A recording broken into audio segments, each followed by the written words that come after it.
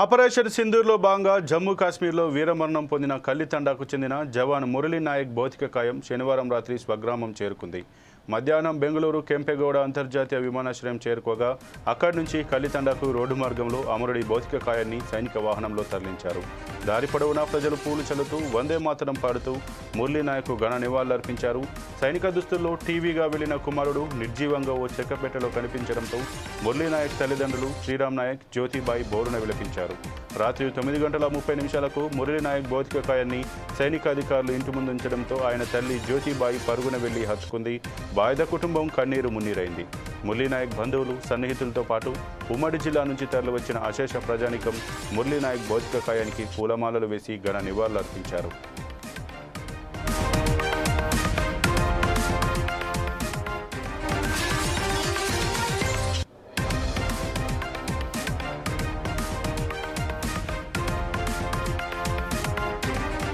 ఇవాళ మధ్యాహ్నం 12:30 నుంచి 1 గంట మధ్యలో అధికార లాంఛనాలతో మురళీ నాయక్ అంత్యక్రియలు నిర్వహించనున్నట్లు అధికారులు తెలిపారు.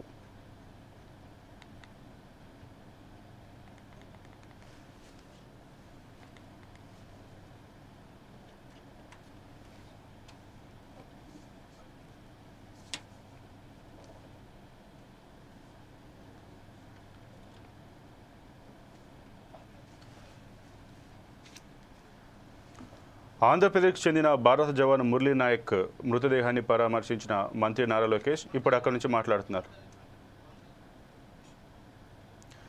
భారత జవాన్ మురళీ నాయక్ పార్థివ దేహాన్ని పరామర్శించిన డిప్యూటీ సీఎం పవన్ కళ్యాణ్ ఇప్పుడు అక్కడి నుంచి మాట్లాడుతున్నారు. లైవ్ చూద్దాం.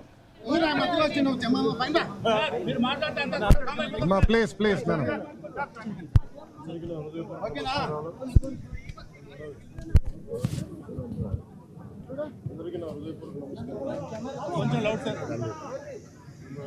ఏప్రిల్ 22న 27 మంది నాయకుల్ని ఉగ్రవాదులు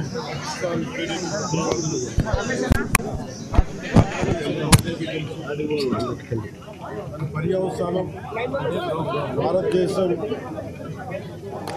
పాకిస్తాన్కి అండగా ఉన్న ఈ టెర్రరిస్ట్ క్యాంపుల మీద దాడులు చేయడం, స్ట్రైక్స్ చేయడం జరిగింది. వారి ఉగ్రవాద శిబిరాలని ధ్వంసం చేయడం జరిగింది. దానికి కంటిన్యూటీగా యాక్షన్ పాకిస్తాన్ కూడా మనకి కాల్పులు జరపడం, వీటి సరిహద్దుల్లో ముఖ్యంగా 5 రాష్ట్రాల్లో చాలా తీవ్ర చాలా ఉద్విగ్నతతో కూడిన పరిస్థితులు ఏర్పడ్డాయి. ఆ క్రమంలో మన ఆంధ్రప్రదేశ్కి సంబంధించిన మురళీ నాయక్ కూడా అగ్నివీరుగా గత 2 సంవత్సరాలు 22లో వెళ్ళిన వ్యక్తి. మన తల్లిదండ్రులతో మాట్లాడుతూ ఉంటే ఒకటే చెప్పాను, నేను దేశం కోసమే పుట్టాను, దేశం కోసమే చనిపోతాను అనేది పదే చెప్తా ఉన్నాడు. ఎందుకు నాయన మనకు ఆ ఉద్యోగాలను తండ్రి అంటున్నా కానీ నేనమ్మ నాకు రైల్వే ఉద్యోగం వచ్చినా రైల్వే ఉద్యోగానికి పోలేదు, కేవలం దేశం కోసం పనిచేస్తాను, నేను దేశం కోసం చచ్చిపోతాను అన్న కమిట్మెంట్ ఉన్న వ్యక్తి. కానీ దురదృష్టవశాత్తు చాలా చిన్న వయసులో 23 ఏళ్ల వయసులో తన ప్రాణాలని కోల్పోవాల్సి వచ్చింది. పదే మొన్న కూడా ఏం చెప్పారంటే, నిజంగా ఉగ్రవాదుల తోటాలు కానీ సరిహద్దుల యుద్ధాలు కనుక జరిగితే దాని పర్యావసనం, దాని ప్రాణాలు మొత్తం సమస్త భారతంలో కనిపిస్తూనే ఉంటాయి, దాన్ని ఎక్కువ అవుతూనే ఉంటాయి. దానికి ఒక బలమైన ఉదాహరణ మురళీ నాయక్ గారి మరణం. చాలా బాధ కలిగించింది. 23 ఏళ్ళ చిన్న వయసు. మన ఎవరు భారతదేశంలో ఎవరు యుద్ధం కావాలని కోరుకోలేదు, ఎప్పుడు మన పరాయి దేశాల మీద యుద్ధం చేయలేదు. మనల్ని సంరక్షించుకోవడంలో మన యుద్ధం చేయని తప్పక పరిస్థితులు. అలాంటి పరిస్థితుల్లో దీనికి మొదటిది కారణం పాకిస్తాన్ జనరల్, ఆర్మీ జనరల్ కూర్చోబెట్టి రెచ్చగొట్టి ఒక వారం ముందు, ఏప్రిల్ 22 ఒక వారం ముందు రెచ్చగొట్టి ఉగ్రవాదుల్ని ప్రేరేపించి అమాయకులైన మనుషులను చంపించేసి దానికి పర్యవసానమే. ఇక్కడ 47లో వాళ్ళు విడిపోయారు, వాళ్ళకి దాహం తీరల. 4 యుద్ధాలు చేశారు ఇప్పుడు దాకా, దాహం తీరల. ఇప్పటికీ అమాయకులను పట్టం పెట్టుకుంటా ఉన్నారు.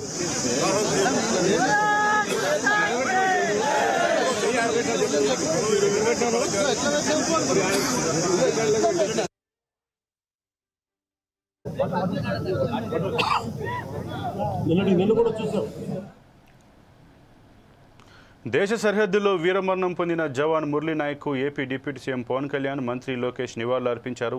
శ్రీ సత్యసాయి జిల్లా గోరంట్ల మండలం కల్లితండాకు వెళ్లి జవాను భౌతికాయం వద్ద అంజలి ఘటించారు. మురళీ నాయక్ తల్లిదండ్రులను ఆయన పరామర్శించారు. కుటుంబానికి ప్రభుత్వం అన్ని విధాలుగా అండగా ఉంటుందని భరోసా ఇచ్చారు. నేడు అధికారిక లాంఛనాలతో మురళీ నాయక్ అంత్యక్రియలు నిర్వహించనున్నారు.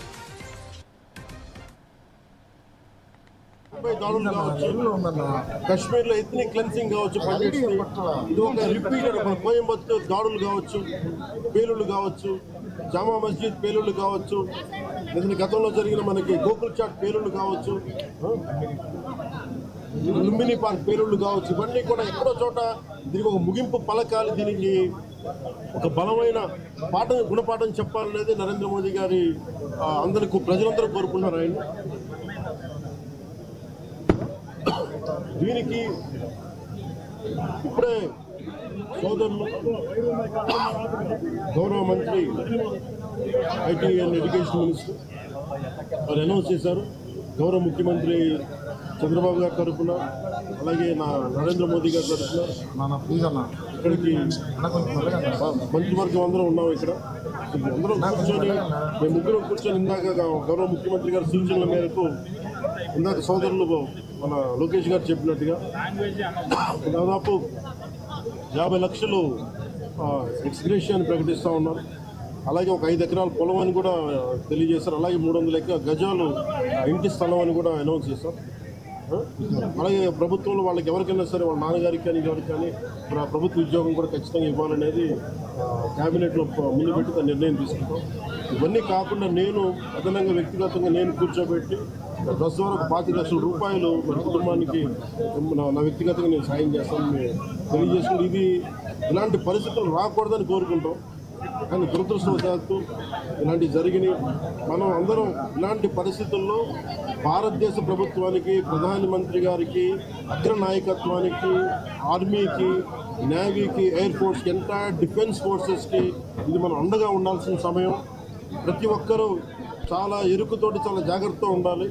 ఎవరు వాళ్ళు వేలాది మంది ఈ లష్కర్-ఏ-తోయిబా లేదా జైషే మహమ్మద్ తీవ్రవాదులందరూ కూడా వాళ్ళు భారతదేశం మీద రకరకాల దాడులు చేయడానికి ప్రయత్నం చేస్తూ ఉన్నారు. సీజ్ ఫైర్ని దయచేసి మనం ఎవరు నమ్మటం. సీజ్ ఫైర్ శాంతికి ఒప్పందం కాదు. వాళ్ళు ప్రత్యేక పరిస్థితుల్లో లొంగిపోయి ఇంక మా పాకిస్తాన్ బతకలేదు అని చెప్పి కాళ్ళ బేరానికి వచ్చిన 3 గంటల్లోనే మళ్ళీ సీజ్ ఫైర్ని వైలేట్ చేశారు. సో ఇది అందరూ కూడా గమనించాల్సిన విషయం. ఇలాంటి పరిస్థితుల్లో ఇలాంటి ఒప్పందాలు కావాలని ఉండాలని కోరుతున్నాం. దాని తగ్గట్టుగా మనందరం దేశానికి, దేశ నాయకులకి, ఆర్మీకి, నేవీకి, ఎయిర్ ఫోర్స్కి, ఎంటైర్ డిఫెన్స్ ఫోర్సెస్కి మనం బలం ఇవ్వాల్సిన సమయం. అందుకని మీ అందరూ సహకారం కోరుకుంటూ సెలవు తీసుకున్నాం. మురళీ నాయక్ పవన్ కళ్యాణ్ గారి వీరాభిమాని. చిన్నప్పటి నుంచి వారిని కలవాలని తహతహలాడుతూ వచ్చారు. అటువంటిది ఇవాళ పవన్ కళ్యాణ్ గారిని ఇక్కడ రప్పించుకున్నారు. దురదృష్టకరమైన విషయం ఏంటంటే చాలా అది నేను ఇక్కడికి రాగానే నాకు చెప్పారు, చూసి చాలా బాధ అనిపించింది. అతను ఇష్టపడవచ్చు, కానీ దేశానికి అందరికంటే కూడా దేశాన్ని ప్రేమించే వ్యక్తి, అలాంటి వ్యక్తిని కోల్పోవడం నిజంగా చాలా అందరికీ కూడా, లోకేష్ గారికి కానీ, మాకు కానీ, మా మంత్రి గారికి కానీ, ప్రతి ఒక్కరికి చాలా చాలా బాధ కలిగిస్తాం. వారి ఆత్మకి శాంతి చేకూరాలని, వారి కుటుంబ సభ్యులకి నా ప్రగాఢ సానుభూతిని తెలియజేయాలని, భగవంతుడు వారికి బలం ఇవ్వాలి. ఈ పుత్ర శోకానికి ఒకే ఒక్క కొడుకు, ఇంకెవ్వరు లేరు, ఒక్కటే ఒక కొడుకు. ఒక్క కొడుకుని కూడా చిన్న 23 ఏళ్ళు కూడా, 25 ఏళ్ళు కూడా లేదు, 23 ఏళ్ళ వయసులో చనిపోయారు దేశం కోసం. చాలా చాలా చాలా బాధగా ఉంది. వారి కుటుంబానికి అండగా ఉంటుంది. దేశ సహాయం కాకుండా మా 3 పార్టీల నుంచి కూడా వారికి ఏ సహాయం కావాలో మా నాయకులు ఇప్పుడు అందుబాటులో ఉంటారు. మా గౌరవ మంత్రివర్గ సహచరులు ఉన్నారు, ఎమ్మెల్యేస్ ఉన్నారు, అన్ని పార్టీస్ అందరూ వారికి అండగా ఉంటామని తెలియజేసుకుని సెలవు. జై జోహార్.